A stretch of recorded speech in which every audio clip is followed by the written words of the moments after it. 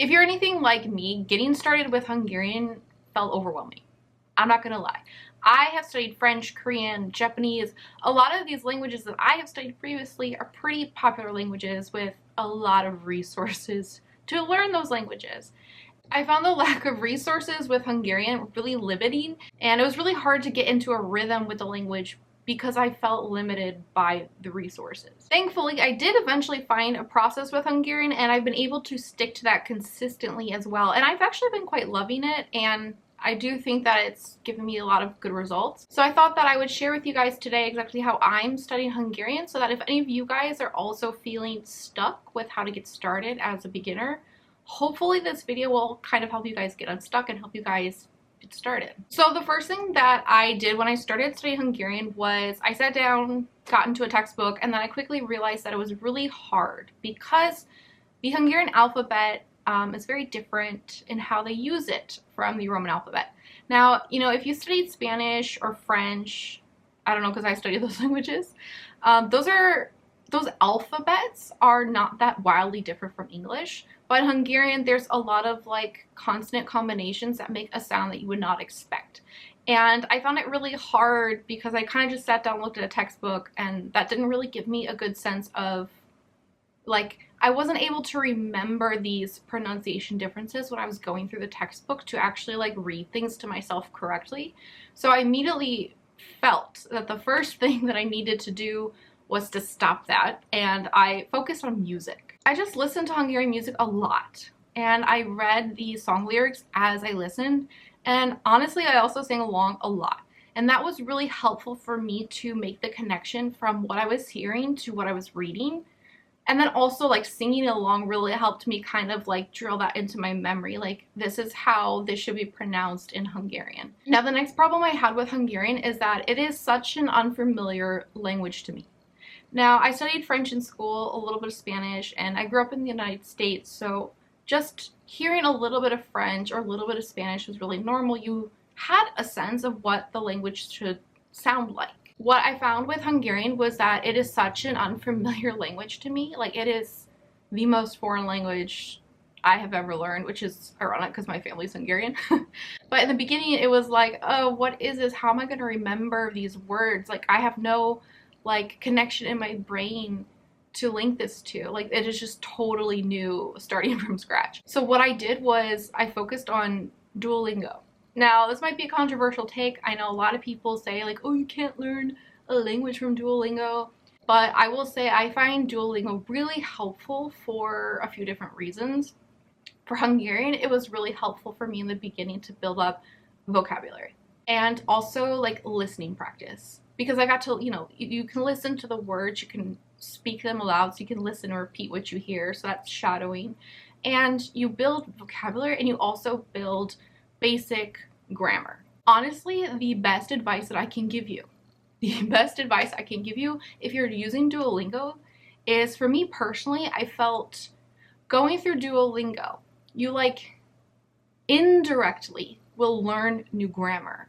Right? Like, they'll introduce a certain sentence structure and do lots of repetition with that and like plugging and chugging different words. But the thing is, like, eventually you will be like a little bit familiar, like, okay, I understand this sentence structure, kind of understand this grammar going on here. You know, there's no grammar explanation, there's like no notes, there's no way to like review that information later in Duolingo. So actually what I did when I studied, I mean, it's studying, it's gaming, it's whatever. What I did on Duolingo was, when I would like learn new words, I would screenshot them. So like if I got to like a new chapter or whatever, I would screenshot the new words as they came up, and then sentences that like had grammar that the current like section was focusing on, I screenshot those too, so that like maybe after I go through like several lessons in like one chapter or unit or whatever it's called in Duolingo, I would just collect these screenshots, and then like later towards the end of the chapter, when I felt like it was all drilled in my head, I actually go back on my phone, I look at the screenshots, and then like I write down the words or like the grammar into a notebook. That way like I could actually go and review the words that I learned. So like I remember like one unit was like transportation, and so talk about bus stop, train stop, and like I don't know, it's coming in 10 minutes and in 20 minutes or something like that. So like I would go back and review those screenshots of that content and then write it in my notebook so that later I can actually review what I've learned on Duolingo. Because otherwise I feel like the review system on Duolingo, like, it's great to an extent, but I feel like this was the way to like really drive the concepts home for me. I felt Duolingo actually gave me a really good foundation, but because I used it in this specific way.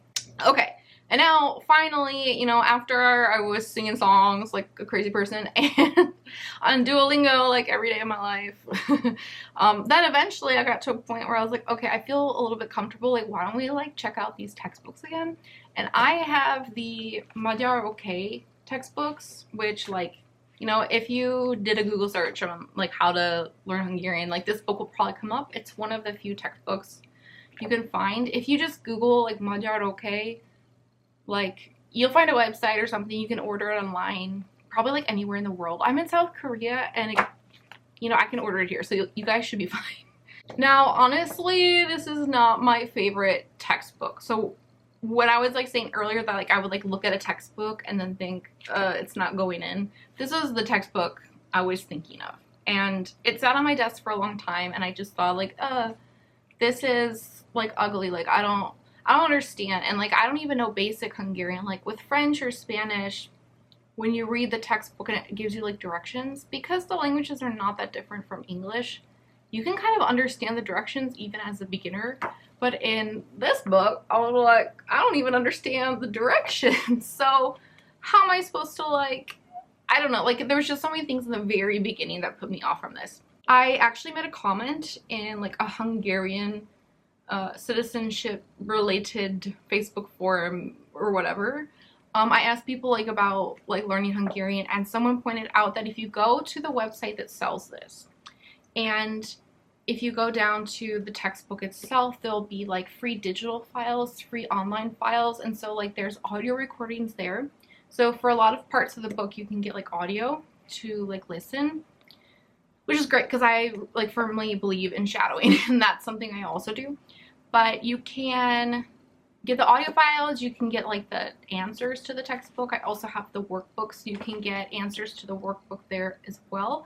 And there's also a website, like Active something.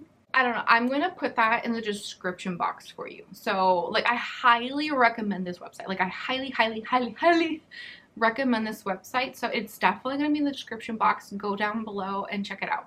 But this first book, the A1 book, it's 8 chapters. That website only does 5 chapters. So obviously I have not finished all 5 chapters. Just throwing that out there. But if you go on that website, there's just so many like, there's much more explanations of what's in the book. So it goes along with the textbook. It has example sentences. It has more explanations. And somebody made like practice exercises. So like in the first chapter or something, you learn about nationalities and languages. In this online website, there's like exercises, there's like memory games to practice all of the different nationality words. So like what I do is like I still keep up with Duolingo, and I'm going on that website first. Like I'm going through the chapters in the Magyar Ok books on the website first. And then like after I do that, I'll go through the textbook equivalent of like what I just studied. So like one day I do the website version, one day I do the textbook version.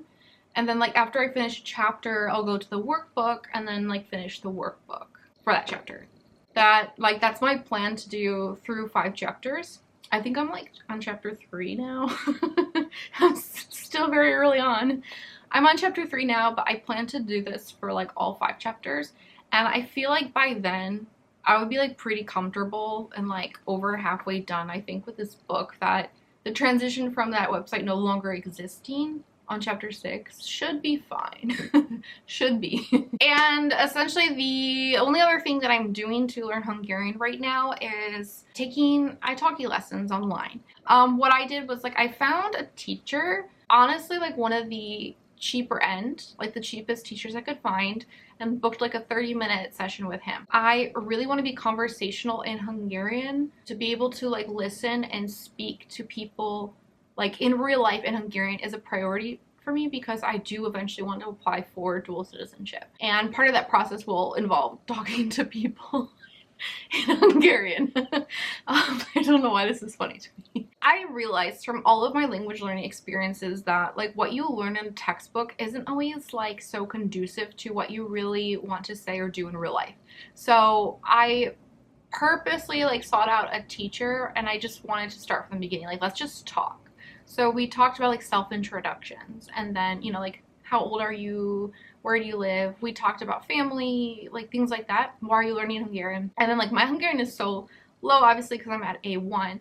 We focused on like morning routines, like when do you wake up? Then after you wake up, I take a shower, and then I brush my teeth and things like that. And I'm still very new in the Italki process, but I truly believe that like focusing in this way is going to be really beneficial. So that's essentially my approach with Italki, is to kind of focus on like things that I want to say right now, like my day, my life, like that kind of like right now, what I need to say right now kind of language. And if you guys are like interested in how that's going or how that goes in the future, like let me know. I'll share more about that process with you guys like as it unfolds, if that interests you. If you guys are using these textbooks, let me know like which one you're using, like how far along you are, and like how you're feeling about it or whatever. Anything you want to say about Hungarian, just put it down in the comments, and I'm happy to answer your questions. And that's it, guys. I'll see you next time.